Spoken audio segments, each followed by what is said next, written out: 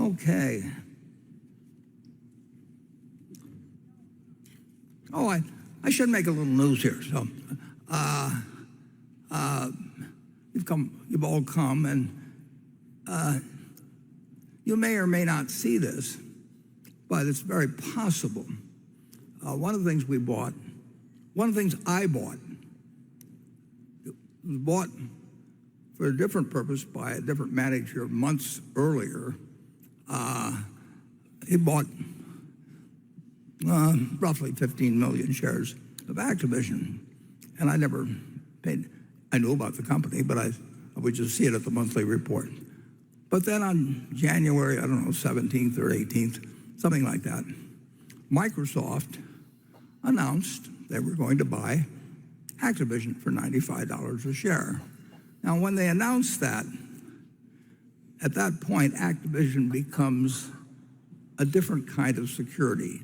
It becomes what Charlie and I used to call, everybody did, 50 years ago, we call them workouts or something like that, and they become known as arbitrage. Well, they're not really arbitrage, but they're securities, they're, in this case, a common stock, whose value depends not on what the market price does, but whether a given corporate event occurs, an announced corporate event occurs. Well, Microsoft wants to buy Activision, we'll say it. Well, they said at $95 a share. And they've got the money, and obviously mergers and big mergers, tech companies, all kinds of things, have got all kinds of problems with the world generally in terms of opinion. So you don't know what the Justice Department will do, or you don't know what the EU will do, and all kinds of things. But at that point, it becomes a different security. And Charlie and I, 50 years ago, we used to do a lot of that sort of thing. And Gus Levy did it at Goldman Sachs, and we even went back one time, I think, on British Columbia Power, didn't we, Charlie? Yeah, we certainly did. Yeah.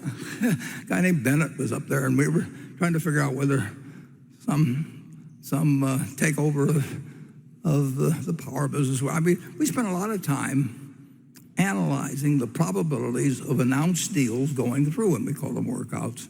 Now the term became ARB, and it hasn't worked overall too well in recent years. Now, every now and then, I see something that I want to do in that field, but very seldom, because they got to be big. The profit is limited. You know, if they say you're going to get 95, you're not going to get 96, and if the deal blows up, you may have a stock that's at 40 or something. So but we did it with Monsanto 5 or 6 years ago when Bayer was buying it, and we got very lucky because it turned out to be a terrible acquisition for Bayer, but it did go through because Bayer had the money, and they went through with the deal, even though Monsanto came with a problem that nobody really understood the extent of. And we did it with Red Hat when IBM bought it. So, in any event, on January, whatever it was, 17th, 18th, 19th, Microsoft announces it, and the stock, which had been at 60, let's see I may have a slide here, which I'll find, but in any event, the stock, which had been in the 60s,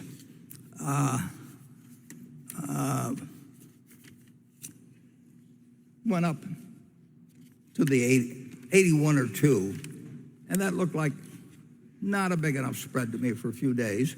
And then it settled back a little. So anyway, we now own 9.5%, something like 9.5% of Activision. And if we went over 10%, we would file a report. So in order that the news people don't feel that there's no news there, I can tell you that as of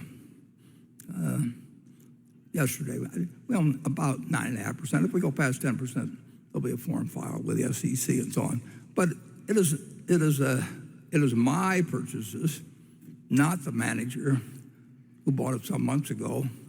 And if if the deal goes through, we make some money, and if the deal doesn't go through, who knows what happens. But I just want to be sure that if we do file that report, people understand very clearly, because there's been some very mixed up stories on that in the past. We want to be very clear that it was Warren Buffett's decision in that particular case, and he doesn't know what the Justice Department's going to do. He doesn't know what the EU is going to do. He's never talked to anybody in Microsoft about it or anything. He's just read a document. He's made his own assessment, and it can change. And at one time, I think we sold a few shares even when I thought it was a little higher than it should be. And turned out those sales were not bad sales.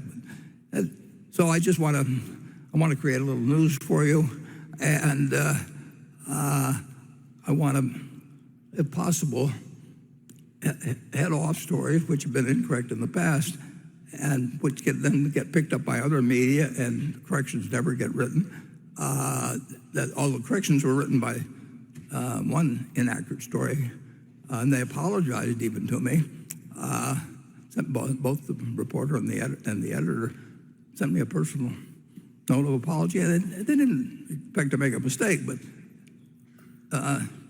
but when the other publications picked up the story, they didn't bother to pick up the correction, and millions of people were misinformed, and probably literally by the time it gets spread around. And this one I will attempt to head off by telling you exactly what the facts are right now, and we'll see whether we go beyond 10%. But if, it could easily be that if it went up a few dollars, it's still a $95 deal. It's still, we don't know what the Justice Department will do. We don't know what the EU will do. We don't know what 30 other jurisdictions will do. One thing we do know is Microsoft has the money, so that takes that one risk out of it. So anyway, Charlie, do you have any news to break?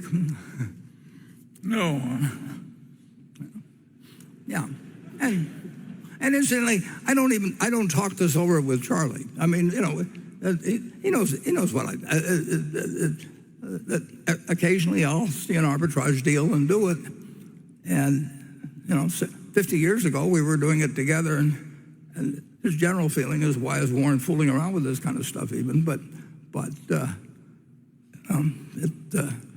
it's the old fire horse. But occasionally it looks like the odds are in our favor. But absolutely, we can lose money on that company, and